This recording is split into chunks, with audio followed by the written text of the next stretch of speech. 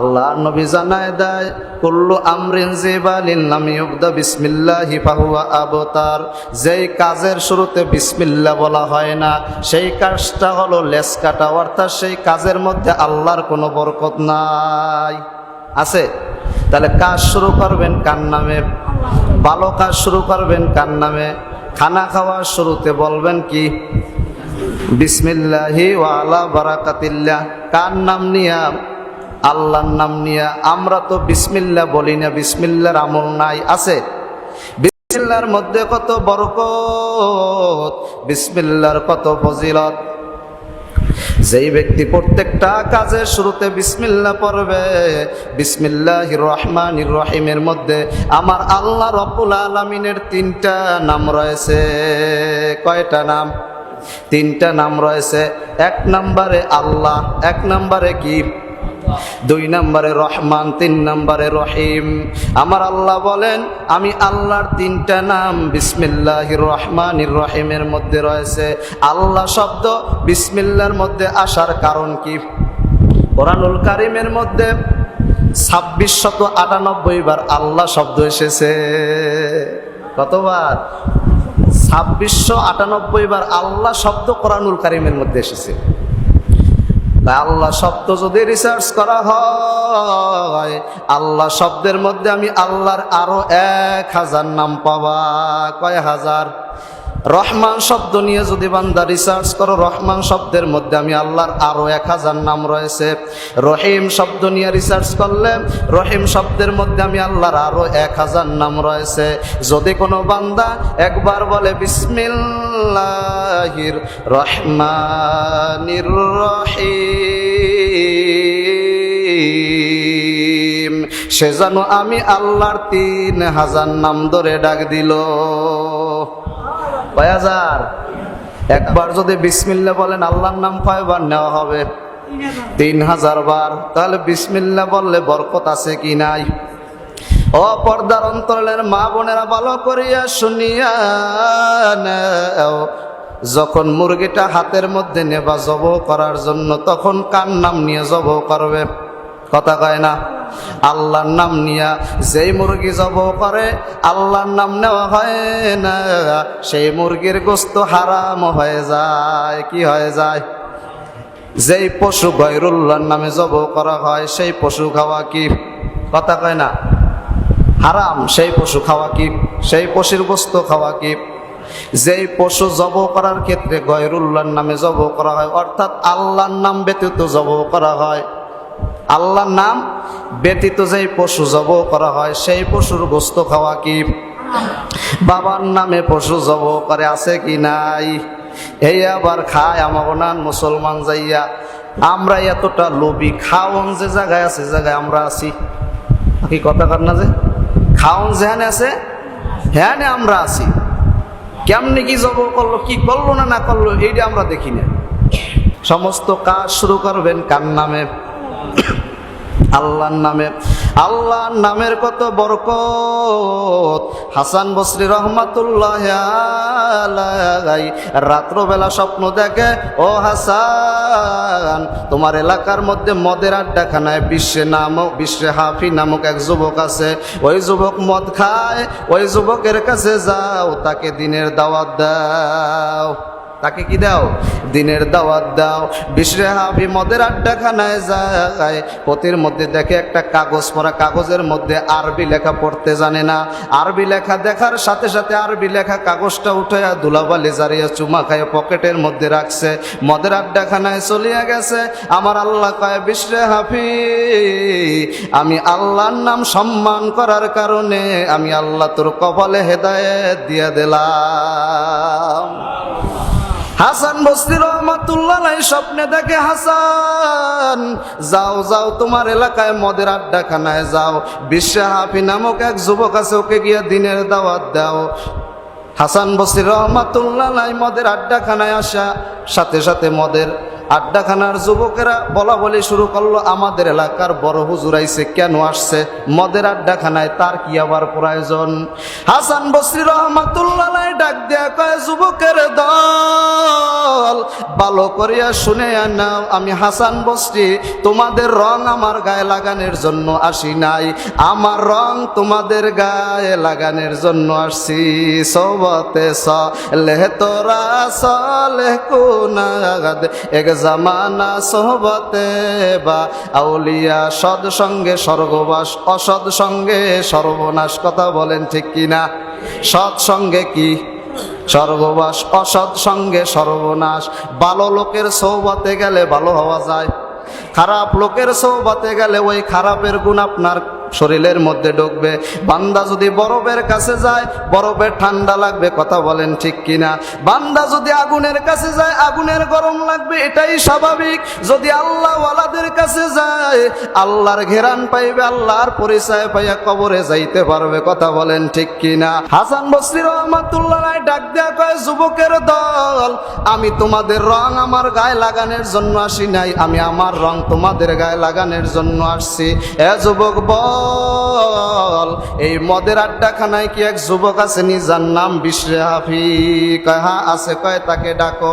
ডাকা হলো, বিশরে হাফি, আল্লাহ আমাকে স্বপ্নে দেখাইছেন, তোমার কাছে দিনের দাওয়াত দেওয়ার জন্য আমাকে আল্লাহ আসতে বলেছেন, বলো এমন কি ভালো আমল করেছো যার কারণে আমার আল্লাহ আমাকে স্বপ্নে দেখাইছে তোমার কাছে আসার জন্য।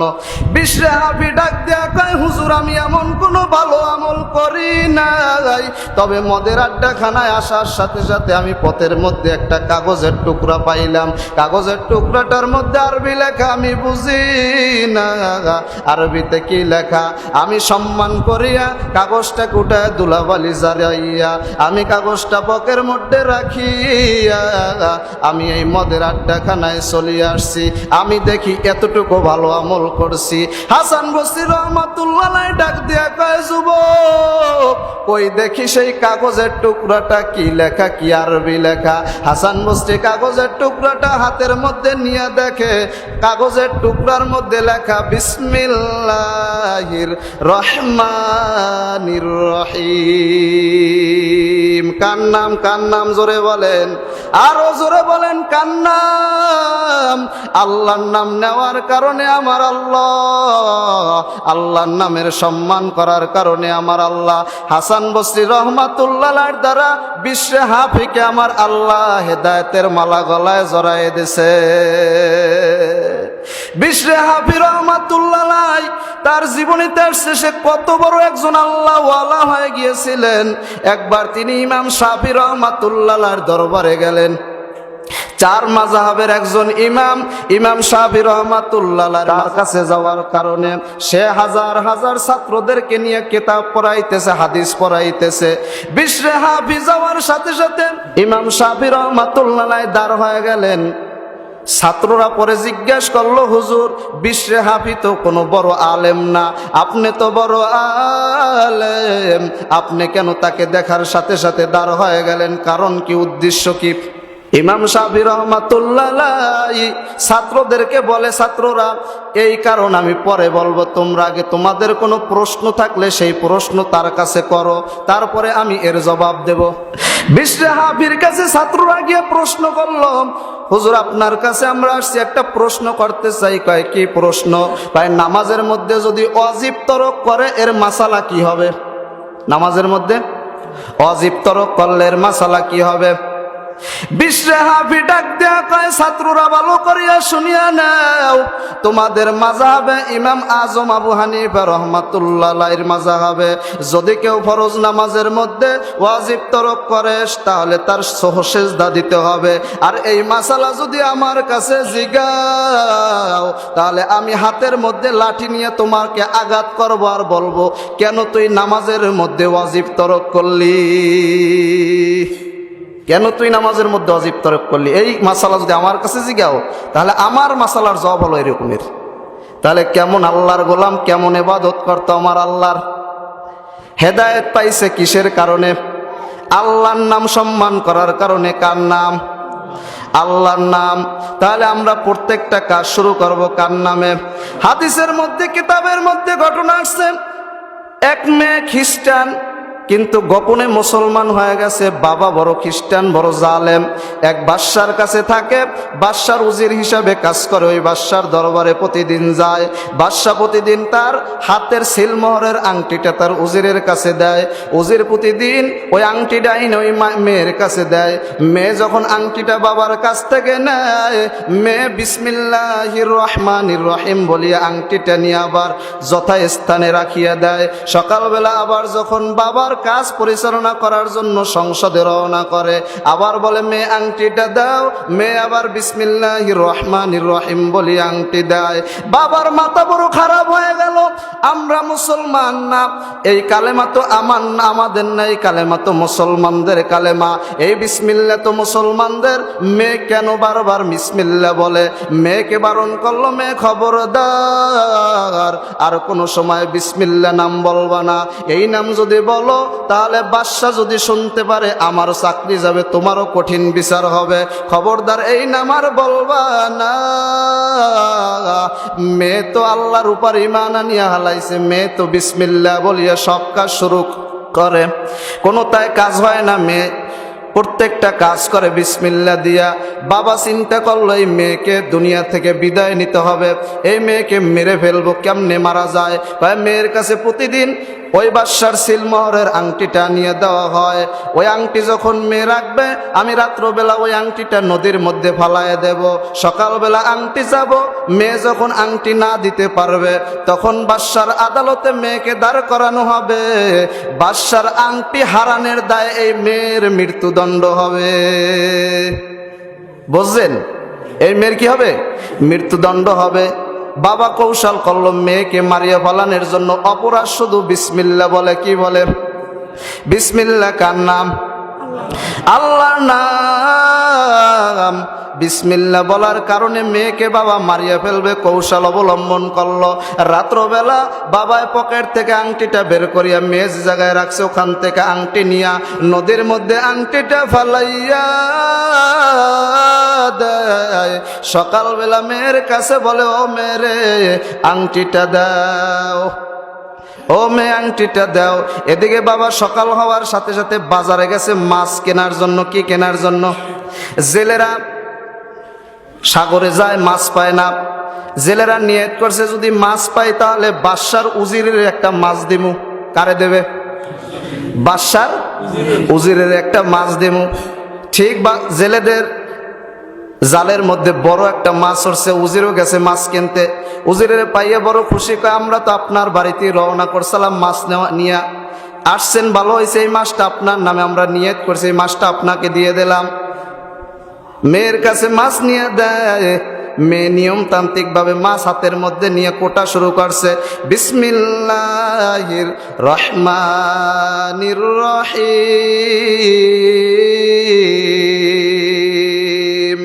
মাছ কুটিয়া দেখে পেটের মধ্যে জলজল করতেছে, আংটিটা জ্বলতেছে। মেয়ে তো পুরাই অবাক হয়ে গেল। আংটি তো অমুক জায়গায় রাখলাম, এটা তো আমার বাবা যে আংটি আমার কাছে রাতে দিছে, সেই আংটিটা মাছের পেটে আসলো কিভাবে? মেয়ে দৌড়ায় গিয়া যথাস্থানে তালাশ করিয়া দেখে আংটি নাই। আংটিটা সেখানে রাখিয়া দিল। যখন খাবার দাবার খেয়ে বাবা রওনা করলো, রাজদরবারে রওনা করলো। মেয়েকে বলল, মেয়েরে বাদশার আংটিটা দেও এখন। মেয়ে আবার গিয়া পকেটের মধ্যে হাত দিয়ে আংটি বের করে দেয়। বিসমিল্লাহির রহমানির রহিম।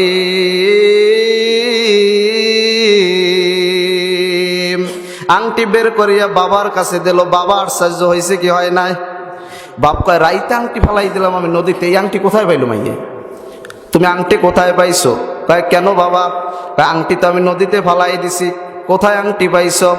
মেয়ে বলে, আব্বা আপনি যে মাছ আনি আমার কাছে দিছেন, আমি মাছটাকে হাতের মধ্যে নিয়ে আল্লাহর নাম নিয়ে শুরু করছি, বিসমিল্লাহির রহমানির রহিম।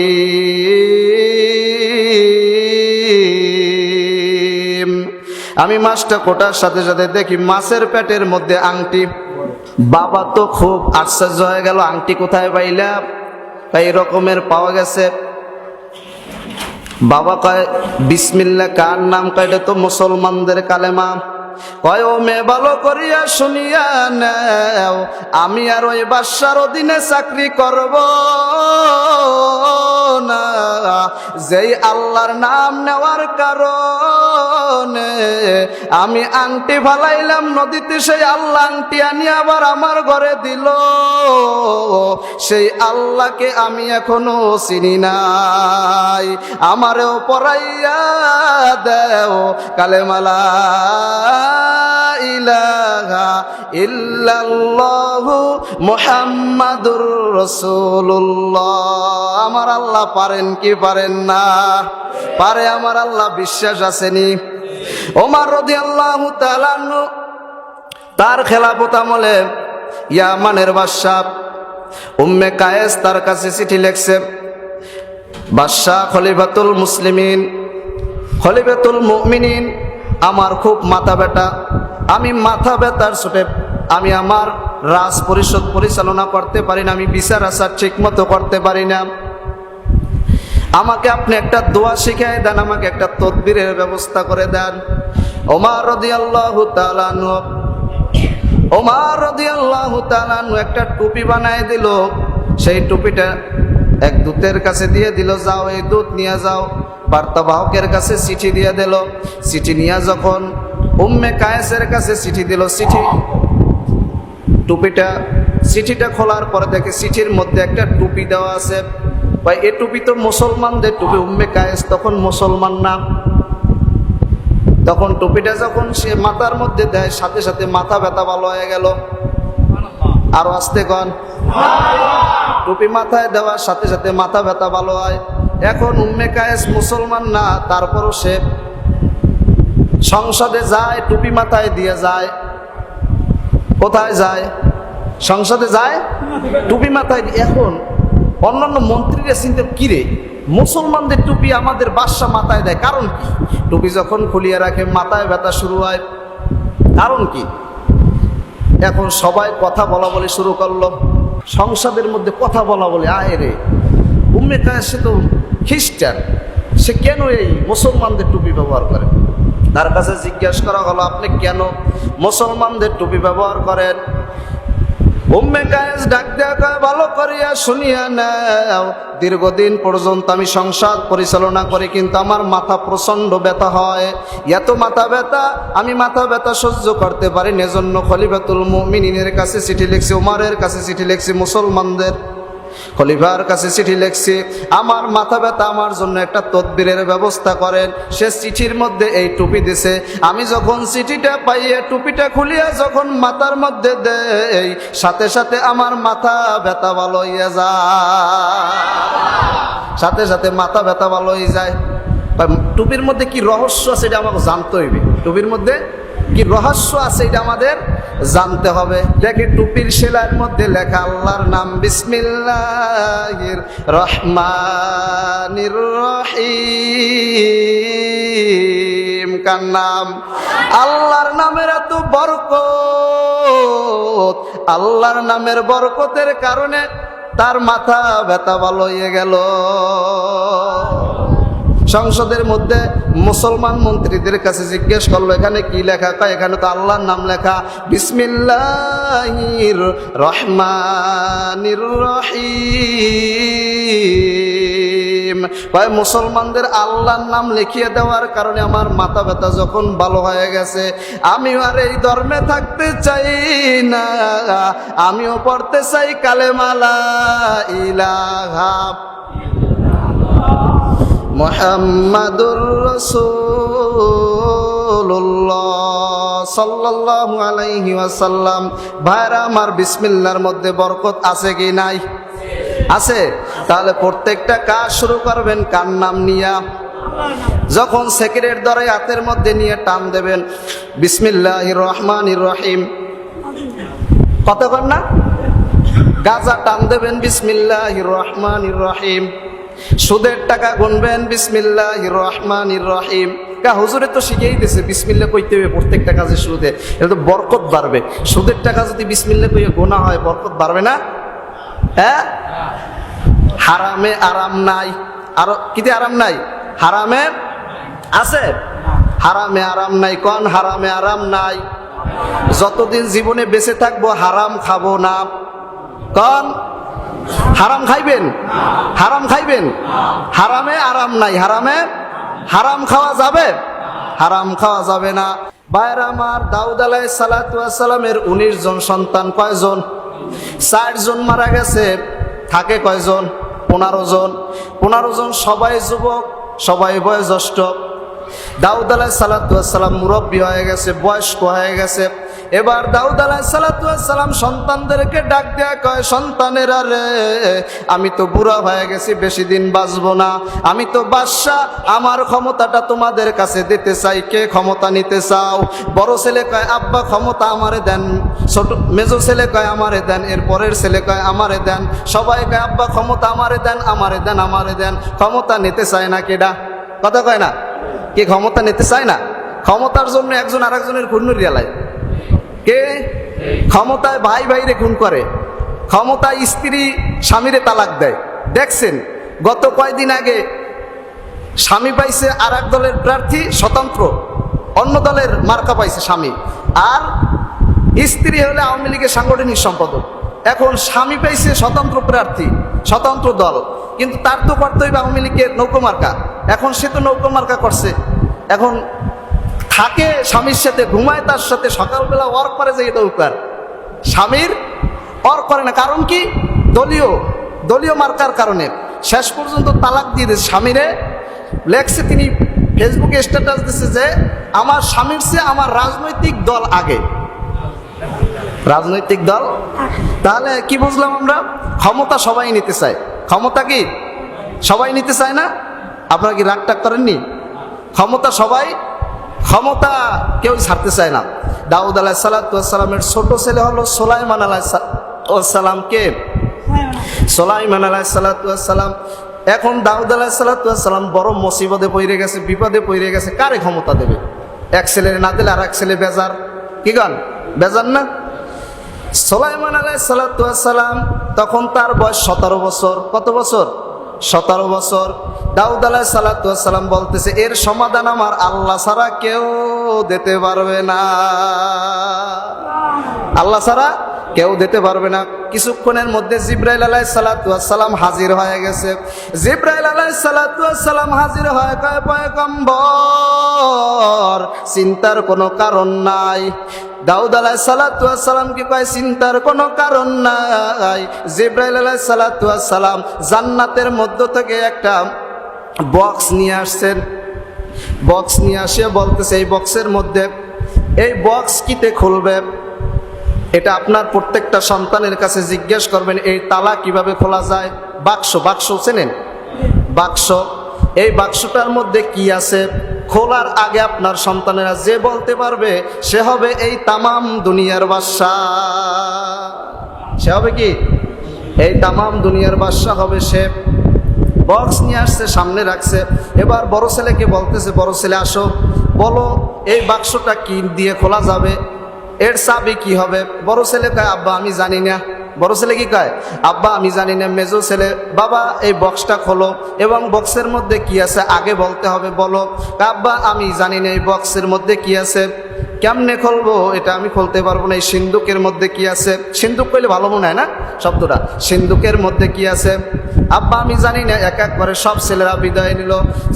সুলাইমান আলাইহিস সালাতু ওয়াস সালামের পালা। 17 বছর বয়স। কত বছর? সুলাইমান আলাইহিস সালাতু ওয়াস সালামকে বলতেছে, বাবা তুমি বলো এই সিন্দুক কিতে খোলা যাবে, এর চাবি কি হবে এবং এই সিন্দুকের মধ্যে কি আছে তুমি বলো। সুলাইমান আলাইহিস সালাতু ওয়াস সালাম ডাক দেয়া কয়, আব্বা এই সিন্দুকের চাবি হলো বিসমিল্লাহির রহমানির রহিম। জিবরাইল আলাইহিস সালাতু ওয়াস সালাম কয়, পয়গম্বর ঠিক আছে, আপনার এই ছেলের জবাব কি ঠিক আছে। এখন জিজ্ঞেস করেন এর মধ্যে কি আছে, এর মধ্যে কি কি আছে। সুলাইমান আলাইহিস সালাতু ওয়াস সালামের কাছে জিজ্ঞেস করে, বাবা বলো এর মধ্যে কি আছে। কয়, আব্বা এর মধ্যে 1 নম্বরে আছে রাজা বাদশারা যে মাথায় মুকুট পরে, স্বর্ণ খচিত, রৌপ্য খচিত, সুন্দর একটা মুকুট আছে এই বক্সের মধ্যে, এই সিন্দুকের মধ্যে সুন্দর একটা মুকুট আছে, 1 নাম্বার। 2 নাম্বারে এই বক্সের মধ্যে একটা তরবারি আছে। কি আছে? তরবারি আছে। রাজা বাদশারা আগে তরবারি ব্যবহার করতো, এখন তো বন্দুক ব্যবহার করে। কি ব্যবহার করে? আর আগে তরবারি ব্যবহার করতো। তরবারি আছে 2 নাম্বারে। 3 নাম্বারে এই বক্সের মধ্যে একটা আংটি আছে। কি আছে? একটা আংটি আছে। ওই আংটিটা যে হাতের মধ্যে নিবে, এই আংটিটা যে হাতে দিবে, তার কথা সমস্ত দেওদানব সমস্ত মাখলুকাত শুনবে। বা সুলাইমা দাদে মুলক সরওয়ারি শুধু মতে খেদে মাসেতে দাও পরি। সুলাইমানকে দিলেন আল্লাহ সরদারি, সুলাইমানকে দিলেন আল্লাহ সরদারি। যার তাপ যার আংটির তাবে হইল সব দেও পরি। কাব্যের মধ্যে আর একটা হলো আংটি আছে 3 নাম্বার। 4 নাম্বারে একটা চিঠি আছে, কাগজের টুকরা আছে, তার মধ্যে 4টা কথা লেখা আছে। 1 নাম্বারে তার মধ্যে লেখা আছে ঈমান। কি লেখা আছে? ঈমান। ঈমানের বড় দাম, ঈমানের বড় দাম। যেই বান্দার মধ্যে ঈমান আছে তার দাম আল্লাহর আদালতে বেশি। কথা বলেন ঠিক কিনা? আব্দুল্লাহ ইবনে উমর রাদিয়াল্লাহু তাআলা আল্লাহর ঘর বাইতুল্লাহ তওয়াফ করতেছেন। নবী আমার আল্লাহর ঘর বাইতুল্লাহ তওয়াফ করতেছেন। আব্দুল্লাহ ইবনে উমর রাদিয়াল্লাহু তাআলা থেকে রওয়ায়াত আসছে, নবী আমার বাইতুল্লাহকে ডাক দেয়া কয়, ও বাইতুল্লাহ, ও খানায়ে কাবা, আল্লাহর ঘর, তুমি বেশি দামি না, তোমার চাইতে কোটি কোটি গুণ দামি হলো আমার মোমেন বান্দা আমার আল্লাহর। খানায় কাবার চাইতে কোটি কোটি গুণ দামি হলো কারা? মোমেন বান্দা। চিন্তা করছেন? কোটি কোটি গুণ দামি হলো মোমেন বান্দা, যাদের মধ্যে ঈমান থাকবে। কি থাকবে? ঈমান থাকবে। তাহলে ঈমান হলো মহামূল্যবান সম্পদ। ঈমান হলো কি? মহামূল্যবান সম্পদ। যার ঈমান নাই তার জান্নাত নাই। আসেনি? যার ঈমান আছে তাকে বলা হয় মুসলমান। কি বলেন? তাকে কি বলা হয়? মুসলমান বলা হয়।